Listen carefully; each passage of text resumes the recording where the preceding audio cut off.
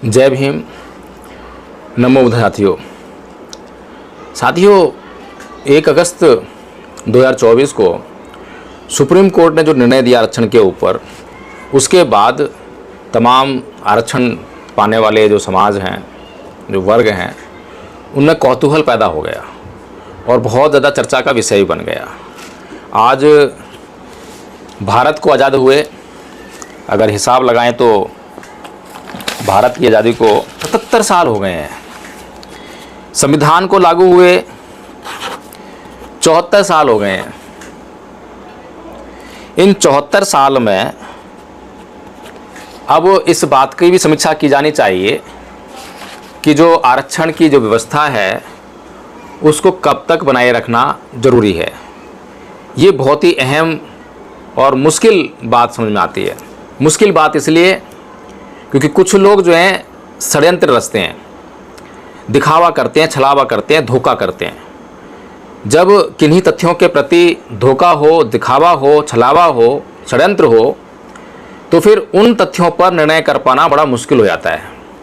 लेकिन वहीं अगर ईमानदारी हो, व्यवहारिकता हो और न्याय की बात हो, न्याय के आधार पर कोई बात कही जाए, तथ्य रखे जाएं, तो निश्चित रूप से कोई समस्या पैदा नहीं होती है। लेकिन क्योंकि भारत के भीतर जो सामाजिक व्यवस्था है उसको चलाने वाले बेईमान लोग हैं, उनकी बेईमानी जो है केवल उनकी बातों से नहीं झलकती है, बल्कि जिस व्यवस्था को वे मानते हैं, जिस व्यवस्था का वो प्रचार प्रसार करते हैं, जिस धार्मिक व्यवस्था को वे मानते हैं, उनके धर्म ग्रंथों में, शास्त्रों में ठोक ठोक कर वो बातें लिखी गई हैं।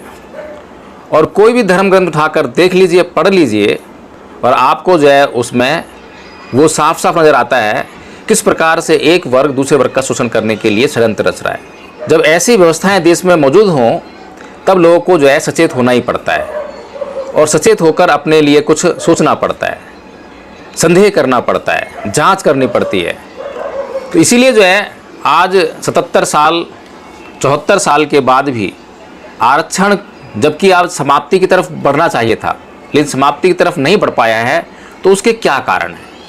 मैं इसके 2 मुख्य कारण मानता हूँ। पहला कारण ब्राह्मणिज्म, ब्राह्मणवादी सोच, ये बहुत बड़ा कारण है। ये ऐसा कारण है जिसके आगे सभी कारण जो हैं छोटे पड़ जाते हैं, क्योंकि ब्राह्मणवादी मानसिकता के लोगों ने ईमानदारी से भारत के संविधान के माध्यम से जो कुछ वर्गों को आरक्षण की सुविधा दी गई ताकि वे भी उसी सामान्य गति में आ सकें जिस सामान्य गति में सामान्य वर्ग चल रहा है, तो उसको जो है उसका पूरा लाभ मिला ही नहीं, उसको लेने ही नहीं दिया गया। आरक्षण का लाभ लेने के लिए योग्यता की आवश्यकता थी और योग्यता को बढ़ने नहीं दिया गया, क्योंकि योग्यता कहाँ से आएगी? योग्यता आएगी स्कूलों से, कॉलेजों से। अभी तक भारत के संविधान में केवल 6 वर्ष से लेकर 14 वर्ष तक के बच्चों की मुफ्त शिक्षा का प्रावधान है।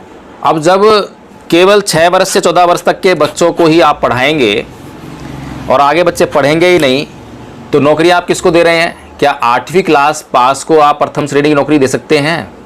नहीं देंगे। आरक्षण मिले तब भी नहीं देंगे।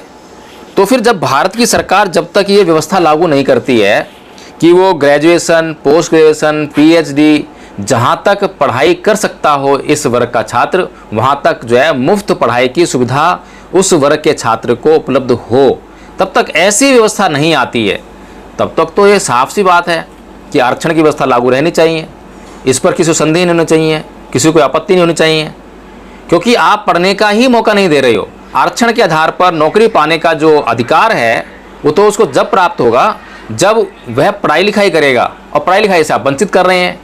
पहली बात तो यह है कि आपने जो है सरकारी संस्थाएं नहीं खोली हैं, प्रॉपर सरकारी संस्थाएं नहीं हैं। आपके पास जितने स्टूडेंट्स हैं उतनी मात्रा में आपके पास स्कूल नहीं है। फिर स्कूली शिक्षा अगर प्राप्त कर भी लेता है किसी प्रकार से, तो आपके पास कॉलेज नहीं है। फिर वहाँ से अगर जो है कोई बच्चा जो है आगे बढ़ के पढ़ना चाहे तो आगे जो है जो मेडिकल कॉलेज नहीं है। जब मेडिकल कॉलेजेस ही नहीं है तो वहाँ पर आपकी हाई कट ऑफ लिस्ट जाती है, और हाई कट ऑफ लिस्ट जाने के कारण जो है जो योग्य छात्र होते हैं जिनके नंबर कम आ गए किसी वजह से, तो वो आगे नहीं पढ़ पाते हैं।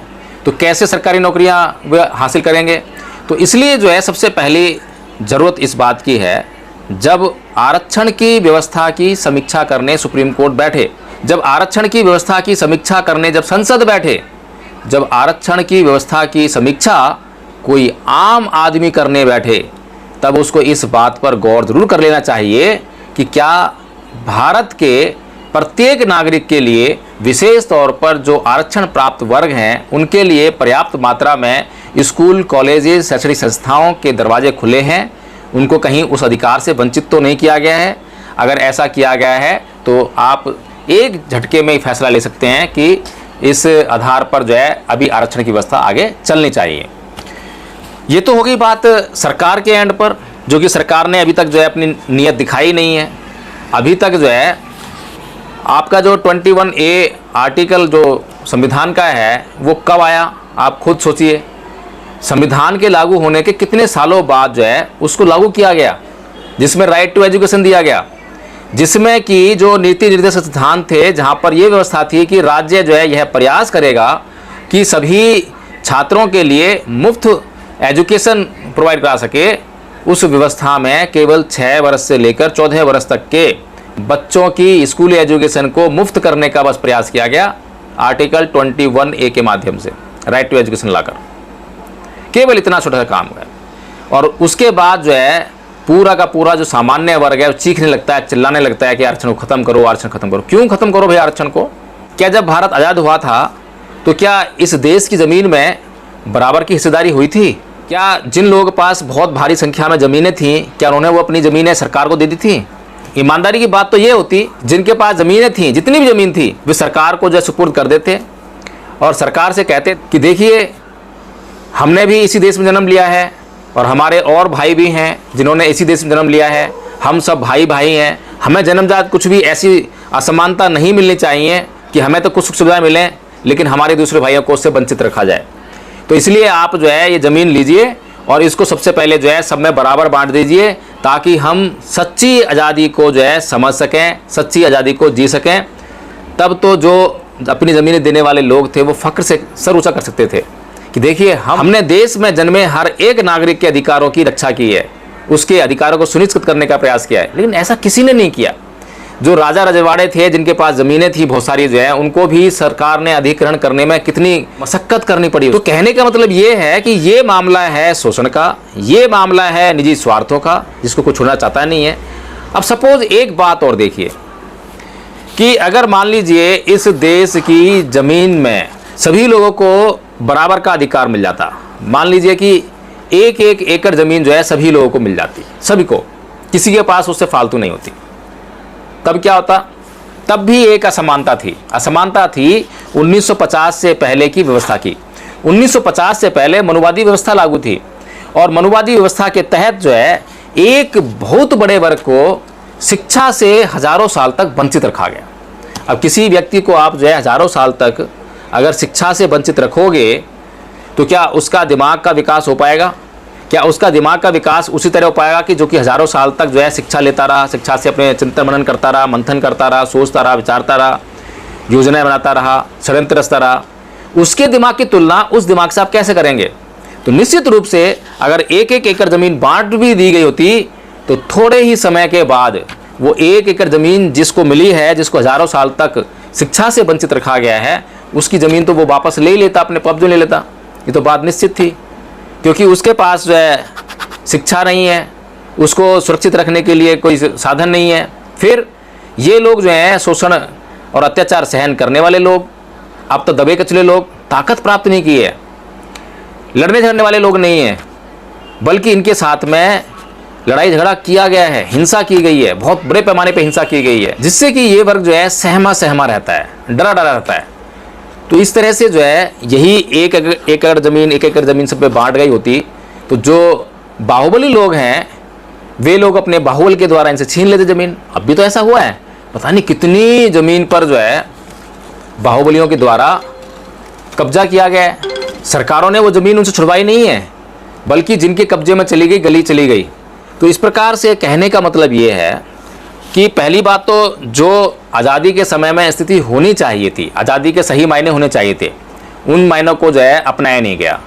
सही मायने ये होते कि सारी ज़मीन को देश की उसको इकट्ठा किया जाता और बराबर रूप से जितने लोग थे उन सबको जो है उनके हिसाब से, प्रति व्यक्ति के हिसाब से, परिवार के हिसाब से नहीं, प्रति व्यक्ति के हिसाब से, जिसका जन्म हो गया है आज़ादी के समय तक, जिसने जन्म ले लिया है, उसके नाम पर उतनी ज़मीन जो है अलॉट कर दी जाती, मिनिमम ज़मीन कम से कम उसको अलॉट कर दी जाती। और उसके बाद जो है एक समान रेखा खींची जाती। हालांकि वो समान रेखा जो है समता पर आधारित नहीं होती, लेकिन कम से कम कुछ तो ईमानदारी दिखाई देती, लेकिन वो ईमानदारी भी दिखाई नहीं दी।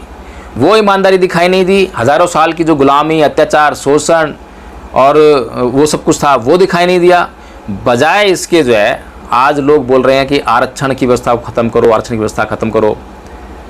हम तो ये कह रहे हैं कि आज कुछ हद तक जो है वो जो हज़ारों साल का जो दंश था, जो प्रताड़ना थी, जो मानसिक गुलामी थी, कुछ हद तक ही अभी जो है यह समाज उभर पाया है। सारा समाज नहीं उभरा अभी भी। ना तो इसके पास उद्योग है, ना व्यापार है, ना शिक्षा है, ना शैक्षणिक संस्थाओं में कोई पद है, ना जुडिशरी में कोई इसके पास पद है, ना ही फिल्म इंडस्ट्री में इसके पास कोई जॉब है, कहीं पर भी नहीं है, अभी कहीं पर भी नहीं। लेकिन फिर भी एक गारंटी तो हम दे सकते हैं, आप आज की डेट में जो है वो समान लाइन खींच दीजिए, आज की डेट में खींच दीजिए और कर लीजिए सारी जल, जंगल, ज़मीन का बंटवारा बराबर रूप से आज की डेट में कर लीजिए। 1947 में जो है जो गलती हो गई सो हो गई, कोई बात नहीं, आज की डेट में कर लीजिए।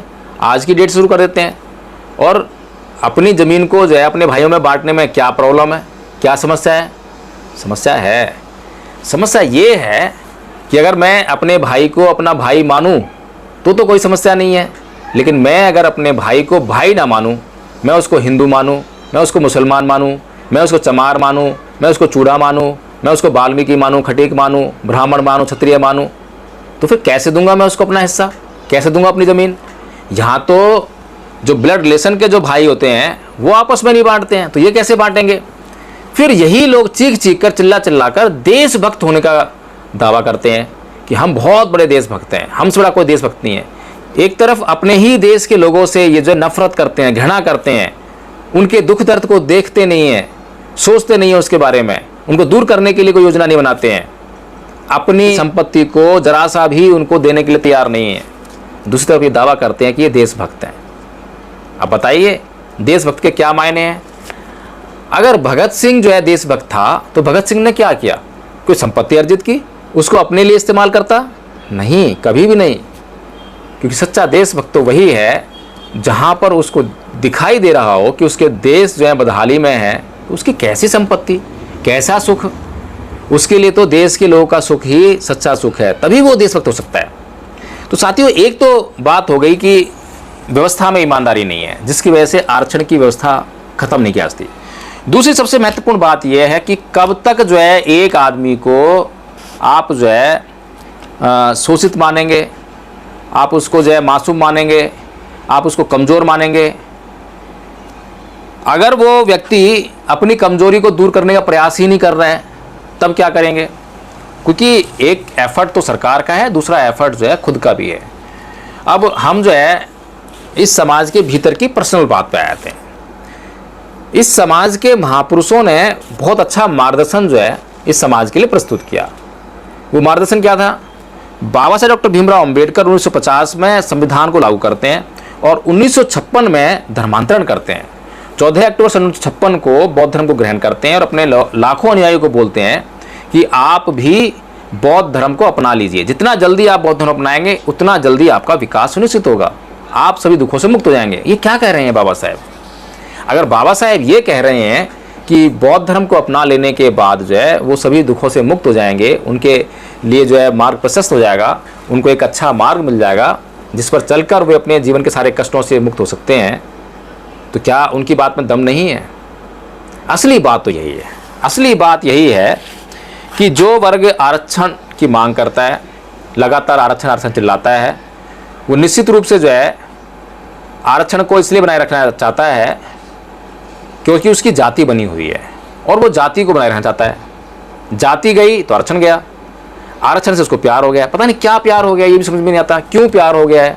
भगवान बुद्ध के जो सिद्धांत हैं, भगवान बुद्ध की जो दिनचर्या है, अगर उसको कोई भी बौद्ध अपना लेगा तो जो ब्राह्मण लोग हैं जो बिना रिजर्वेशन के कॉम्पीट करते हैं, तो क्या ये बौद्ध लोग उनको कॉम्पीट नहीं कर सकते? बेहतरीन तरीके से कॉम्पीट कर सकते हैं। जहाँ पर ब्राह्मणवादी लोग अंधविश्वास, पाखंड, अंधश्रद्धा में फंसे हुए हैं, वहीं पर बौद्ध लोग अंधश्रद्धा, पाखंड, अंधविश्वास से बाहर आकर वैज्ञानिक सोच रखते हैं, वैज्ञानिक दृष्टिकोण से सोचते हैं, तो किसके लिए रास्ता आसान है?